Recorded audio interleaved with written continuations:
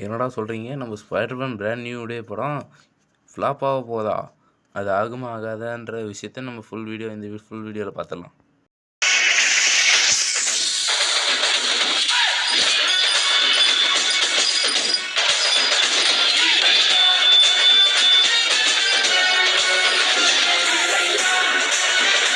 Hi guys, எல்லாரும் எப்படி இருக்கீங்க? நம்ம ஸ்பைடர்மேன் பிராண்ட் நியூ டே பற்றி முக்கால்வாசி பேர் எல்லோரும் தெரிஞ்சுக்கணும்னு நினைக்கிறேன்.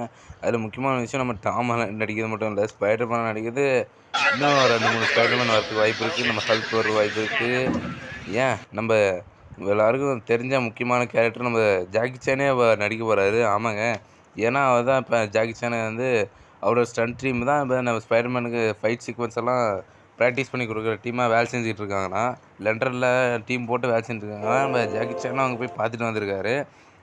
ஜாக்கி சான் பற்றி சொல்லணும்னா, அவர்கிட்ட இருக்கிறத வச்சு சண்டை போடுவார். அதோட எது அப்போதைக்கு தகுந்த மாதிரி இருக்குதோ அதை வச்சு சண்டை போடுறவர் தான் நம்ம ஜாக்கி சானு.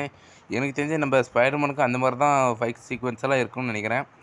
நடுவில் வந்து நம்ம ஹல்க்கு, பனிஷரு, அந்த அதோட சினிஸ்டர் ஸ்டிக்ஸில் இருக்கிற நம்ம கிரேவன் த ஹண்டரு, இன்னும் நிறைய பேர் கேரக்டர்ஸ்லாம் நம்ம ஸ்பைடர்மேனுக்கு ஈக்குவலாக ஒரு 6 பேர் தகுந்த வில்லன்ஸு ரெடி ஆகிட்டாங்க அந்த படத்தில்.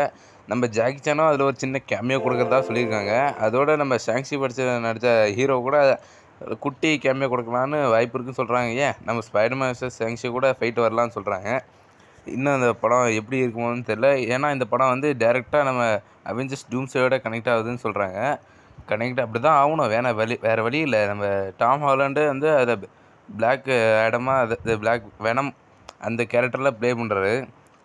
அது கண்டினியூவாக வேறு சீக்ரெட் வாஸும் போக வேண்டியது இருக்குது. இன்னும் ஏகப்பட்ட விஷயம் இருக்குது. நம்ம ஸ்பைடர்மேனுக்கும் அவெஞ்சர்ஸ் டூம்ஸ்டேயோட கனெக்டாக வருது.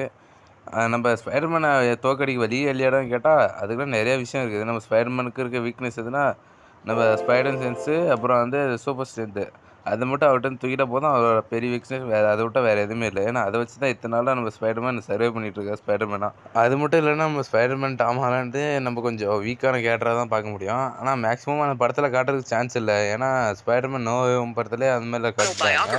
இந்த வாட்டி நம்ம ஜாக்கி சான் வந்து இன்க்ளூட் ஆகிறது, அதோட ஜாயின் ஆகிறதுனா நம்ம ஷாங்ஸி படத்தில் வந்த ஃபைட்டிங் ஸ்கில்ஸ் மாதிரி காட்டுறதுக்கு நிறைய சான்ஸ் இருக்குது.